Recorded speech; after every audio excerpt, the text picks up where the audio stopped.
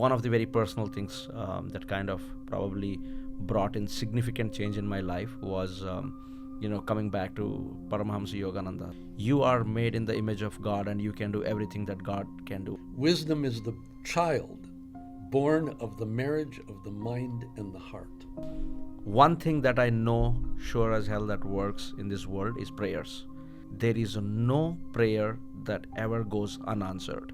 I'm shocked once in a while where somebody says, oh, to meditate, every time a thought comes up, it's like an enemy airplane, shoot it down and all this. And I'm going, no, please don't. If you're praying to whatever God you believe in or whatever religion you have, it's the same as kind of like deciding I'm going to put this energy into the universe, right? Absolutely. And manifest that energy and just believe in that every day.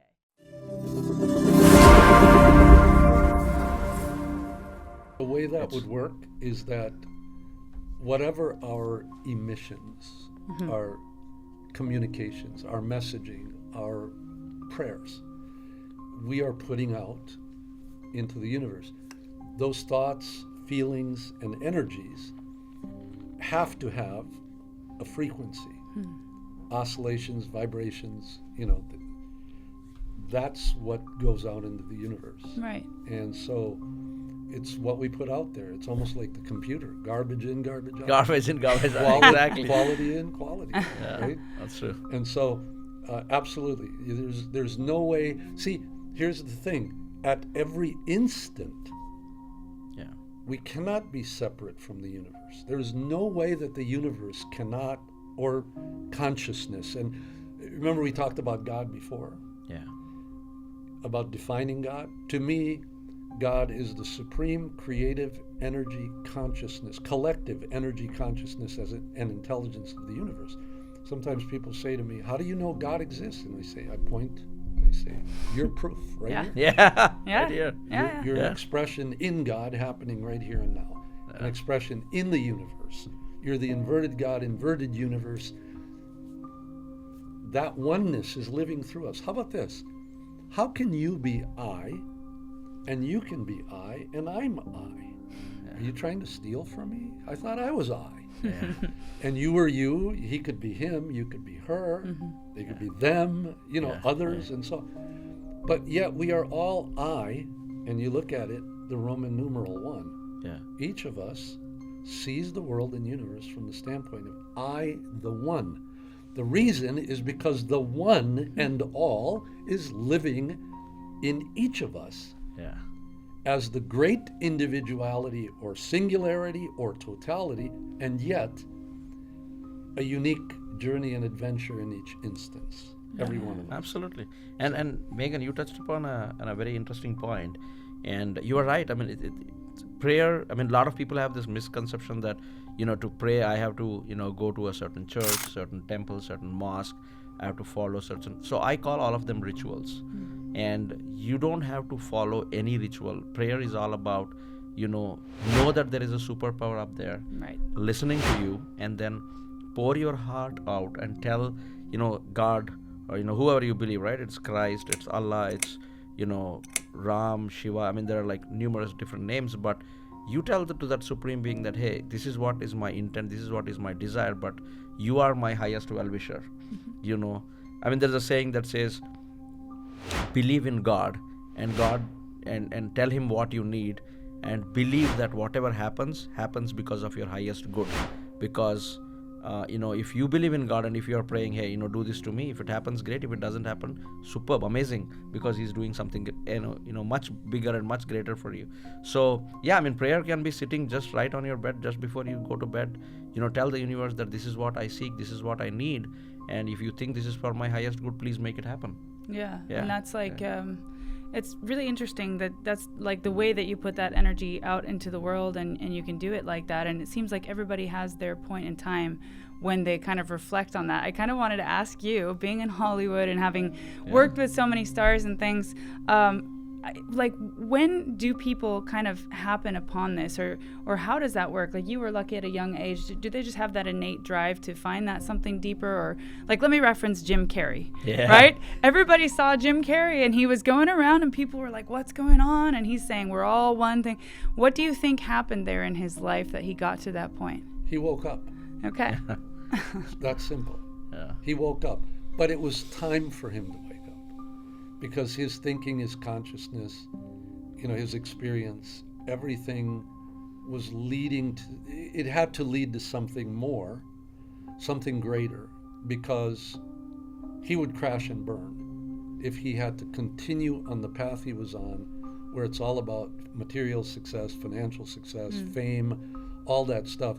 He has said recently that he wishes everybody could have the same success and wealth that he made, just so that they could learn that that's absolutely not it and not what it's about. Yeah, Wow. absolutely.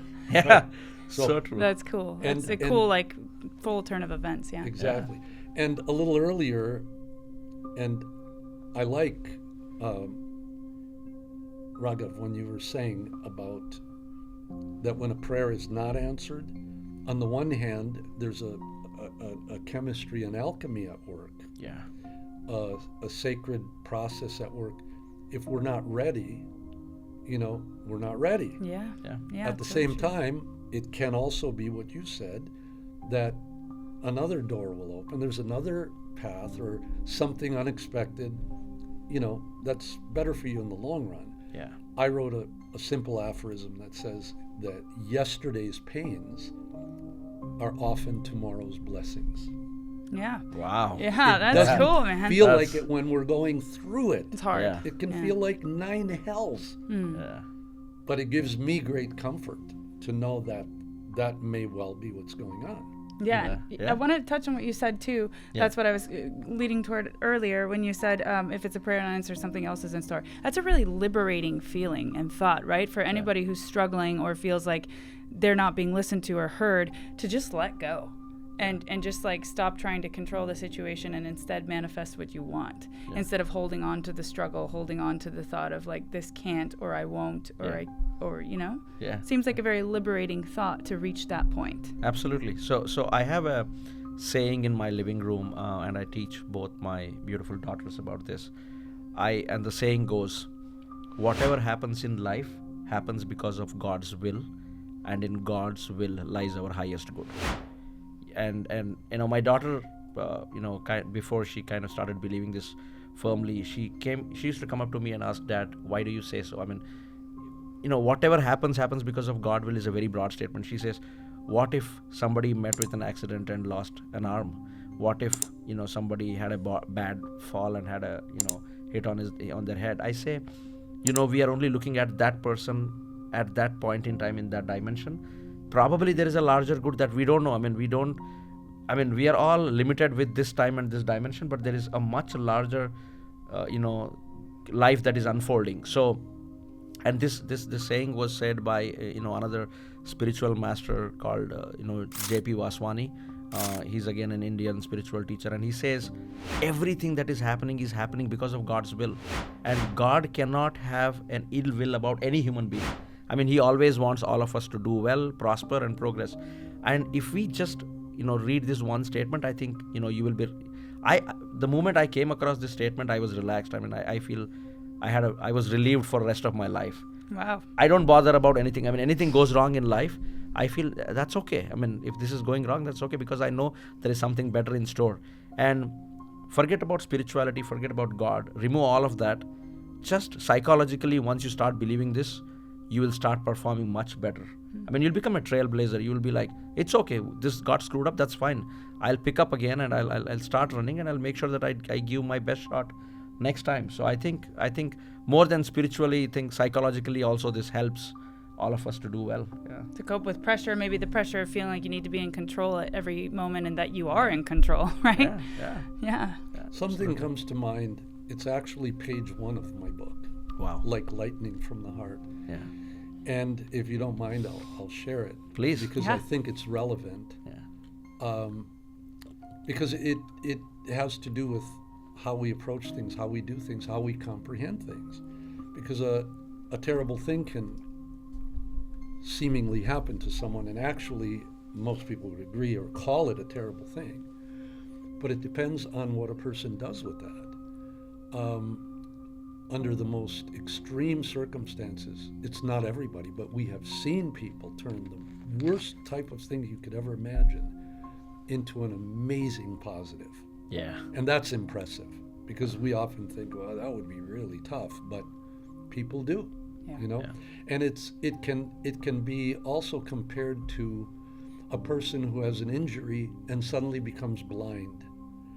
And absolutely, there's a sense of feeling robbed of being able to see the magnificent and glorious, world around us with the visual senses and acuity. However, the person who loses eyesight over time generally develops multiple higher senses and sensitivities Yeah. that they didn't have before, Yeah. because so much energy was bound up in physical sight. Yeah. And there are many people who have lost physical sight or never had it who have extremely heightened other senses. Absolutely. Oh, yeah. So, experience is not what happens to a person, it's what a person does with what happens to them. Yeah. Brilliant. Yeah. So, but this piece that I wrote is called The Seed, Mm-hmm. and it's a little bit longer than most of my aphorisms, but it says, have you ever seen a giant oak tree inside of a tiny little acorn, grand and majestic in fullness and in bloom? It can teach you something of its mysteries and secrets. You see, there's a bit of heavenly magic in every little seed. Come, let's take a closer look. Have you ever seen how life begins from a tiny cell, or from tiny cells that blossom into a wondrous form Yeah. that spirit guides and uses to live and move in this earthly realm? Well, you are that, a seed of the divine, a miracle of miracles, and nothing less. But what is it worth if you do not know, and if you cannot see?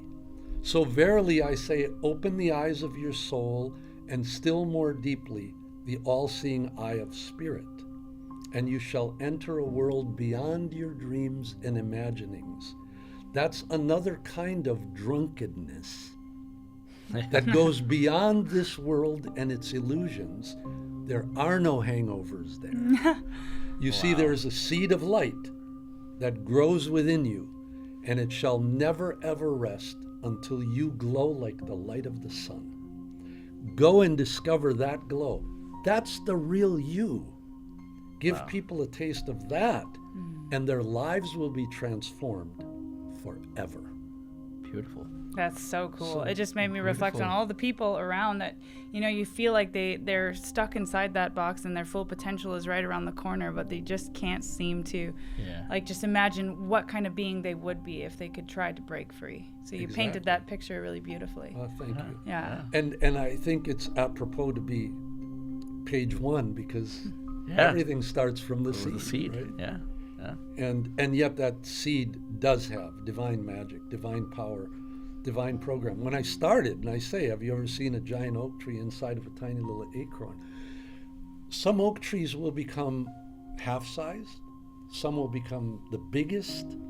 They can be different. Some are wider, some are narrower, some are bushier. Yeah. That's already in the seed. Yeah. That blueprint is there. Yeah. The blueprint that's got for it to be not so bushy and shorter, it's not going to be the biggest, tallest one and the widest tree.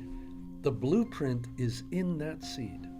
And even though things can change somewhat and evolve and so on, nonetheless, what's in the seed is extremely amazing, magical, and miraculous. Yeah. Wow. Absolutely. Yeah. That's fantastic. And how would you say people should deal? So you came from a situation that seemed improbable, Yeah. if I could say it like that, to reach where you've reached today, incredible heights, to very successful exits, very enriched life beyond even the business aspect. And how should people deal with the fear? I feel like fear is one of the most paralyzing emotions that people Absolutely. have that keep them from ever discovering who they could be. How do they break free of that fear? Absolutely, and I think it's a very beautiful point, Megan. I think this is something that probably 80% of the world is struggling with. Yeah. But people probably have problem discovering how do I overcome my fear, how do I overcome my limitations. And just to kind of tell you, as a student, I was terrible.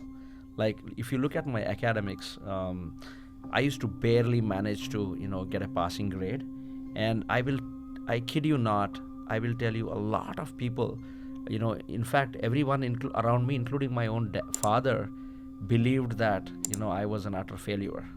And I love my father Wow. very dearly. He's my hero.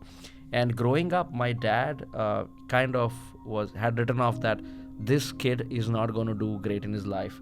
And I'll tell you, when my 10th grade results came out, I kind of barely managed to pass my 10th grade. And my dad wanted to enroll me in an industrial training course. It's called ITI in India. It's called Industrial Training Institute. It's a 3-year program, and he wanted me to send to learn welding, so that I could probably become a welder, open a metal shop. It's where not the I- first time I hear this. Actually, he should be Yeah. a welder. Yeah. I'm serious. Yeah. Yeah, To so have a trade. yeah, exactly. So he was thinking of my good. He said this kid is not doing well academically, so he can probably not do well. And fast forward few years, I ended up excelling very well in my engineering. Did my engineering in computer science. Went to some of the finest schools. Did my MBA and did my PhD. And this was only because I think there was a point in my life, tipping point, where I got to overcome that fear. I kind of got an opportunity to come out of that limiting belief. And my point of realization was that there is a place that it's a sacred place called Mantralayam, where I go to, and that's where my spiritual guru comes from. I used to. My mom told me, why don't you visit there every time you're done with your exams? And when I went there and I finished my prayers, I thought, this is the worst that could happen to me in my life. Like, I cannot go beyond this. This is the least I can score, and I cannot fall less than this. So, God, I can only go up from here, and it only has to be upside from here. And then when I was there, the priest in the temple kind of blessed me, and he said, here, all the great things will happen to you, my child, and great things will happen in your life. And I don't know, I overcame that fear, and I think I was not able to score because I had this huge phobia that I'm a failure. I had labeled myself, with all the people around me, that I'm a failure, I can never do anything good in my life. And with that blessing, with that grace, and with that thing in that temple, it transformed. So from passing grades, I went to a GPA of 3, 4, 5, and then eventually I became the topper of the university. I kind of scored well, and then there was no stopping. I think the only thing that differentiates people who are successful versus the not so successful in the world is the belief. Are you an abundant mindset person, or are you a limiting mindset person? Mm-hmm. And the moment you shift from being a limited mindset to abundant mindset, you will conquer the world. Oh yeah. Yeah. So I think it works well. It works for any human being. It is just that you need to believe. You need to believe that you have what it takes to make it big in life. Yeah, and it Yeah. seems like it's like, even you guys were talking about, it happens when you're ready. If there's people around you that you want to literally shake them and say, wake up, But like, what does it take to reach that inflection point? Does it need to be a rock bottom? Is it like, how do you get there? Or is it always just when you're ready, or is it innate? Do you know what I mean? Well, it has to be when you're ready. But Yeah. there are multiple causes, multiple ways that can happen. There are very diverse and divergent factors at work. Not everybody is the same that way. Not everybody is, regardless of how they look or appear inwardly, what is their configuration? What are the driving factors? What are the things that they focus on the most? I think I mentioned recently, I wrote an aphorism that says, where we place our attention repeatedly, our lives and societies will surely follow. Mm-hmm. Just think about it. If you do something over and over and over and over, So solutions can be taught. Fear can be dealt with. But generally, people are kind of left to deal with it on their own. And a society that is much more focused on, industrialism, modernism, postmodernism, utilitarianism, empiricism, all those things, is not a society that's going to focus on how to help people with their fears. You know, there are ways that those sectors can also be elevated and inclusive of some of these answers and solutions, but by and large, even our religions here don't teach much of that. Our schools don't prepare the kids. The families say, oh, I got too many other things to worry about to try to figure out things in books, you know. But fear is often, it's a program. People have been trained for it, to it, and in it. There's a mechanism by which, you know, people can also learn and be disciplined and figure out how to turn it off. Yeah. Just like, you know, the more you meditate, you can learn how to turn the world off. Yeah. Because you will find that if you need the world as it was to be there when you come out of your deep meditation, it's all still there for you. You know, I had study groups a number of times, and there was a time that, you know, it was just playing. You can do this stuff lightheartedly. The heavy side is shock. Yeah. Shocks will often break the patterns of routine thinking and living. Yeah. So sometimes a shock comes along and it takes away a fear or puts a fear, you know. So in my study groups, once in a while, usually people were pretty centered because they knew why we were getting together, to be very mindful, respectful, to be focusing on the sacred, on the sublime, on the true, the beautiful, the good and the beautiful, all these great virtuous things and spiritual things. But once in a while they'd be filled with, you know, all kinds of vinegar, you know, and wild energy and stuff. And they would come in and talking really loud, and the energy's chaotic, and you know, sometimes they start debating loud with each other and all this stuff. And I say, wait, everybody, please, hold on, stop, take in a few deep breaths, okay? Humor me. Take in a few deep breaths and then walk out that door, okay? And this time I want all that worldly baggage, the fight with the boss, the husband-wife problem, family, brother, sister, the neighbor, this and that, whatever it is, politics.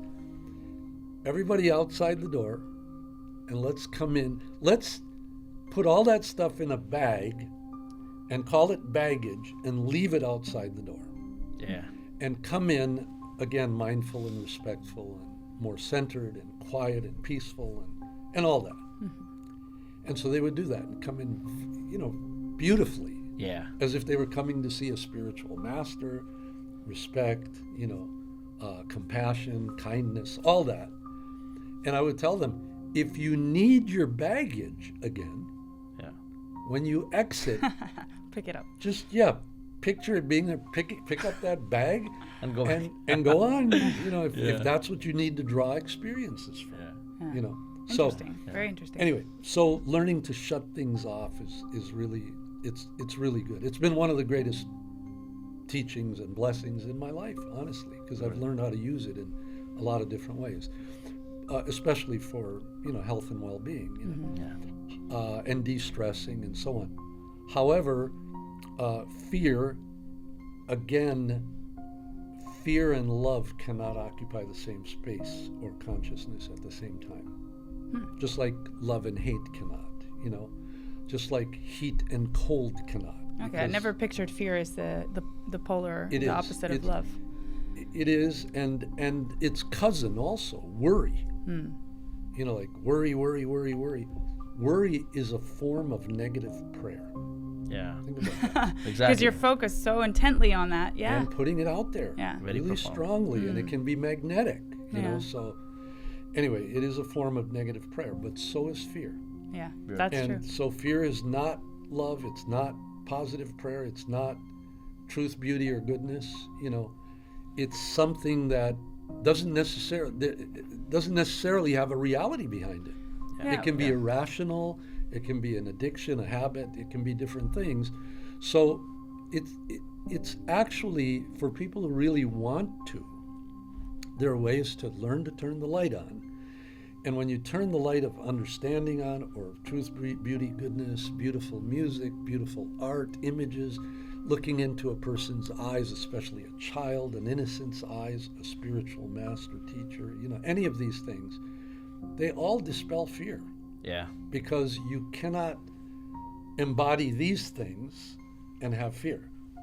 Or if you have the fear, you cannot easily embody these things. So Right. consciously make an effort to turn that light on, chase the shadows away, Beautiful. and Yeah. allow yourself to replace that fear Yeah. with all these much more beautiful experiences. Yeah, I really am sorry. I wanted to comment on that because it brings me back to a lot of thoughts that I've had as an entrepreneur. And you are gravitated sometimes toward the fear and okay, should I play it safe or whatever. And if you can't turn it off, then at least what I've learned I can do in my own mind is switch my focus. Like the fear is still there, kind of like the clouds passing over during meditation, but I change my focus and I only think about the other side of things. So that's essentially turning it off, but it's still on. It's Right. just you learn how to manage it, right? Yeah, you can learn to turn it off completely. All right, well, I'm ready for that. But Yeah. you're putting it into an acquiescence, which means you're turning down the dial, or, Yeah. turning it way down, which is a good thing. It's Yeah. a beautiful thing. Yeah. Yeah. Yeah.